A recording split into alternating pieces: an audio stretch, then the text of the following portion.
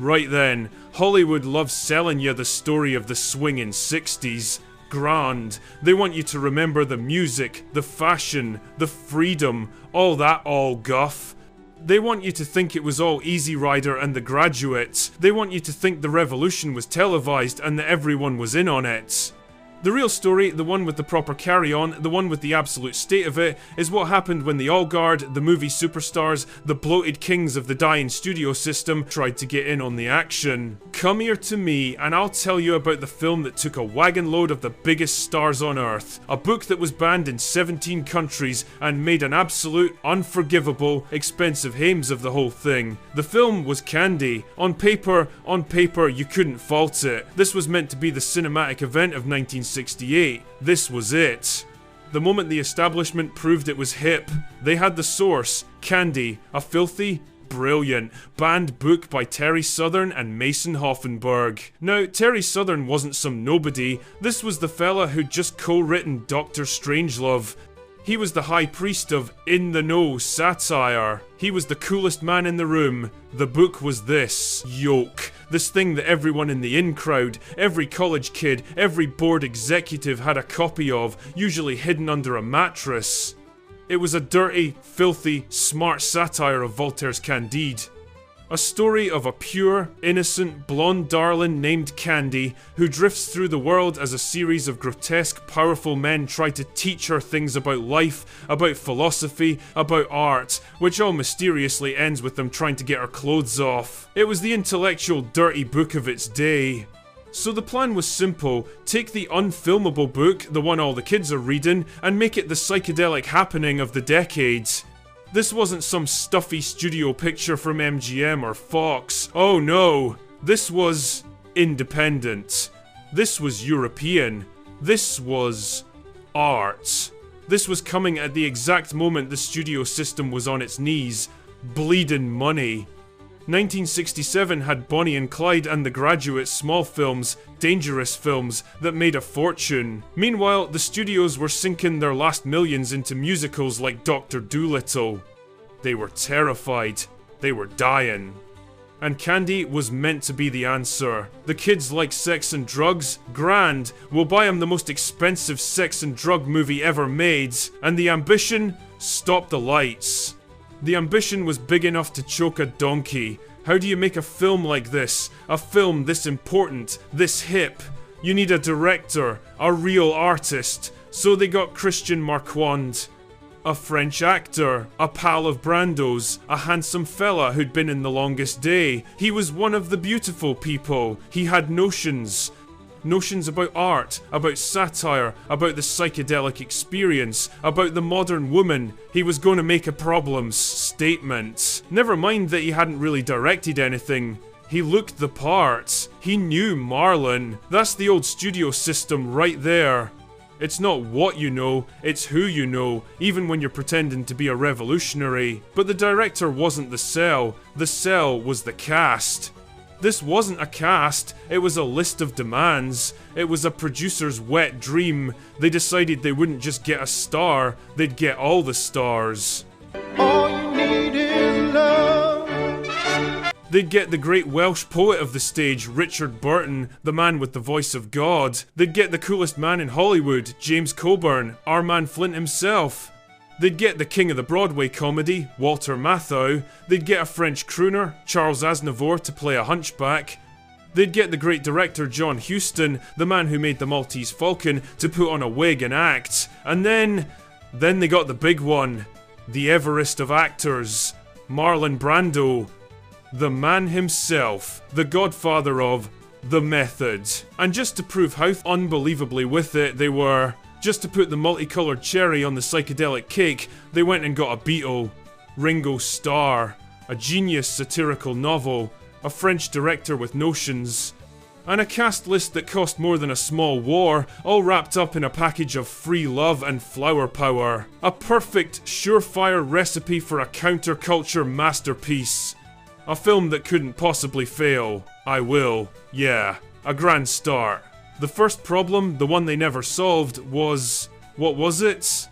The book was a sharp, nasty, brilliant piece of writing, The film. The film was A Dog's Dinner. It was a co-production. That's the first red flag. You had American money, Italian money from Robert Hagiag, French money. Everyone had a finger in the pie, and nobody was talking to the same chef. The script, well, the script was just a rumor. Buck Henry, the fella who actually knew how to write this stuff, who'd just written The Graduate, he did a draft. A good one, by all accounts. And they threw it out. They kept Terry Southern's name on it, but what ended up on screen was a mess. An absolute hames. A series of sketches that weren't funny, strung together by nothing. And at the centre of this hurricane of Egyptry, they put one person. A young Swedish girl named Eva Olin. She'd just been crowned Miss Teen Sweden. She was the part. Young, blonde, looked innocent, and she wanders through this entire film, this 2-hour plus carry-on, with a look of pure, unadulterated bafflement. And you can't blame her. She's the only one who seems to be in a film, while everyone else is in their own private universe of devilment, competing to see who can be the biggest head the ball. She's the void at the centre of the film, and all these famous Egypts are just falling into her. The film, if you can call it that, is episodic.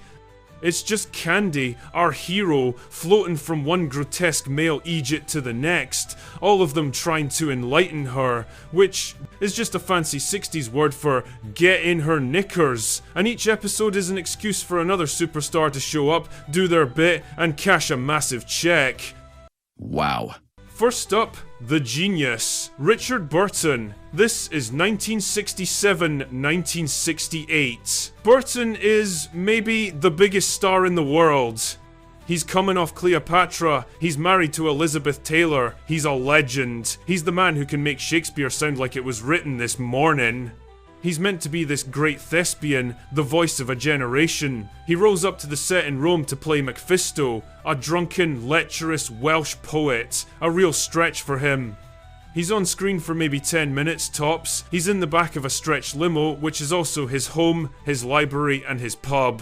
He rolls around with Candy, spouting the most god-awful pretentious poetry you've ever heard, looking like he's 3 sheets to the wind. Which, let's be honest, he probably was. He's acting de maggot from the word go. He's not done playing a character, he's making a mockery of his own public image. He doesn't care about the film, the art, the notions. He's a gombeen, plain and simple, there to get paid. He took a massive paycheck, flew in, slurred his lines for a day or two, and flew out, probably back to Liz in the yacht. And his scene makes no sense. It just happens, and then it's over, and you're left wondering if you've had a stroke. But don't worry, there's no time to recover, because then James Coburn shows up. Now, Coburn was cool, the Magnificent Seven, our man Flint. He had this laid-back, zen killer charm, he was the essence of 60s cool. So, what do they have him do? They stick him in a white coat and have him play Dr. Crankit. He's running this asylum, or hospital, or surgical theatre, or something. It's all high-tech, white plastic, very 60s, and utterly incomprehensible. It's the look of hip without any of the brains. He's meant to be this cold, surgical, dominant figure. But he's just there. He performs some sort of mad surgery on a fella who turns out to be Candy's father. Or not. Who knows? And then, not 2 minutes later, he's trying to have his way with Candy on the operating table. You can see the confusion in Coburn's eyes. He's a professional. He's trying to find the character, find the joke. But there isn't one. He looks like a man who's been given a script in a foreign language that was then translated into Japanese and then back into English by a committee of Egypts. He's lost. The film is making a hames of him. And just when you think the floor can't drop any lower, Walter Matthau shows up. Walter, the odd couple. Matthau, a genuine certified comic genius, one of the greats. He's playing General R.A. Smite, a right-wing military nutjob. Now remember, Terry Southern co-wrote Dr. Strangelove.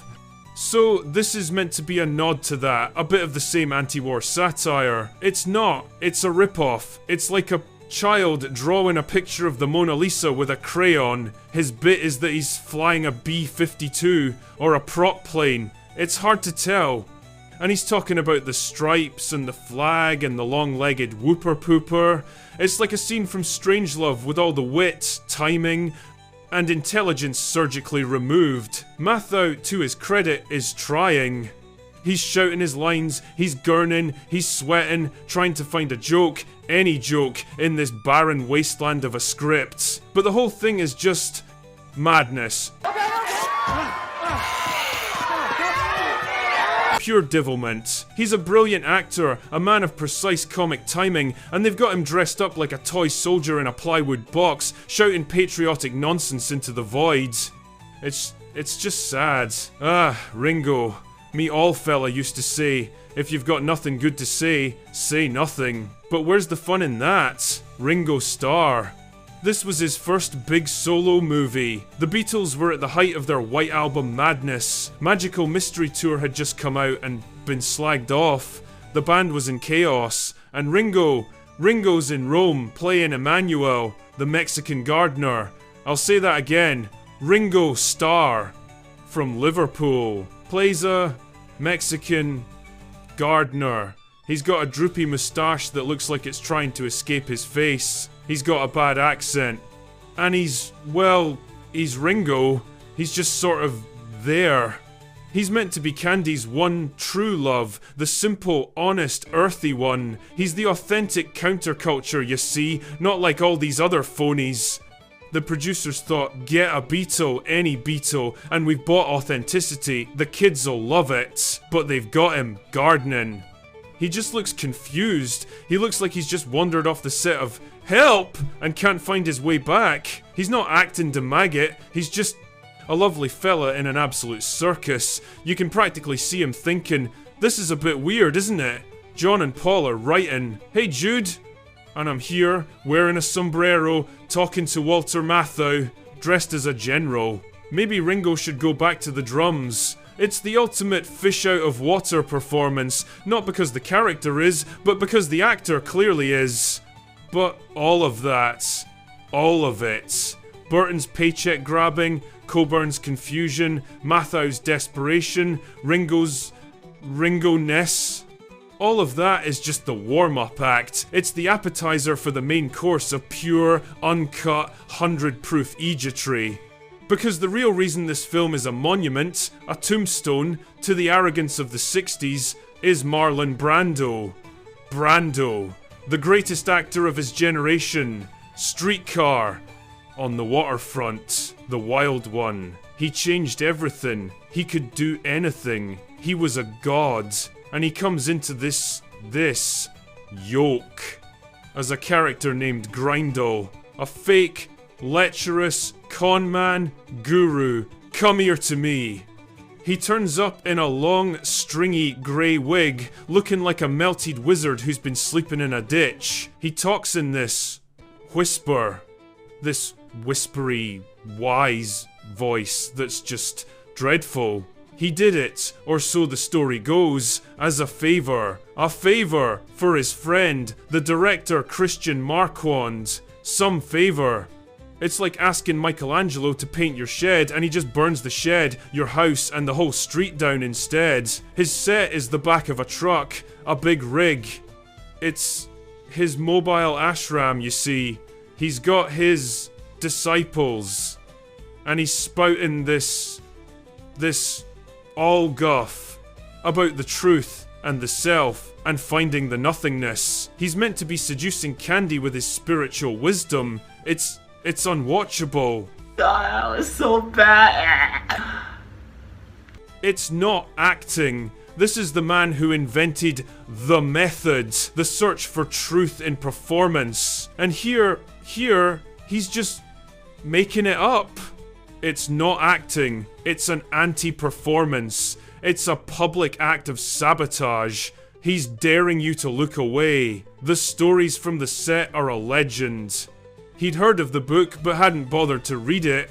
He hated the script. So he rewrote all his lines. He'd just mumble whatever philosophical nonsense came into his head that morning. He'd stick his lines, scrawled on bits of paper, all over the set so he wouldn't have to memorize them. On the truck, on Iwa Allen's forehead, probably. Marquand, his friend, the director, was too scared to tell him it was rubbish. The crew just had to film it. Brando, the genius, was completely, totally, unequivocally away with the fairies. This is the arrogance. The arrogance of the dying studio system embodied in its greatest star. The old system is dead, so the biggest star from that system decides to get hip by joining the counterculture. And in doing so, he reveals he doesn't understand it, and worse, he doesn't care. He holds it in contempt. He's just acting de maggot on a multi-million-dollar budget. He's not satirizing gurus, he is the guru. The worst kind. The one who thinks his own ramblings are more important than the film, the crew, or the audience. It's an absolute dog's dinner, and he's the one who spat in it. So what happened? The film finally crawls into cinemas in December of 1968, and it is savaged. The critics didn't just hate it, they were offended by it. Offended that so much talent, so much money, so many names could be gathered in one place to create nothing. A great, big, psychedelic, star-studded void. Roger Ebert, the fella who'd later become famous, said it was so incoherent that it is impossible to review. He was right. It's not a film, it's a crime scene. The producers tried to sell it on the sleaze, on the nudity, on the stars.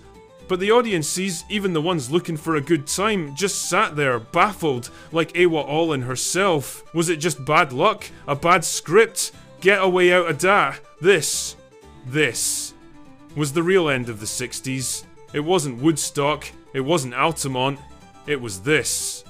This was the moment the all-guard of Hollywood, the Burtons and the Brandos, tried to buy the free love movement, and the whole thing curdled. It was the last bloated gasp of the old arrogance.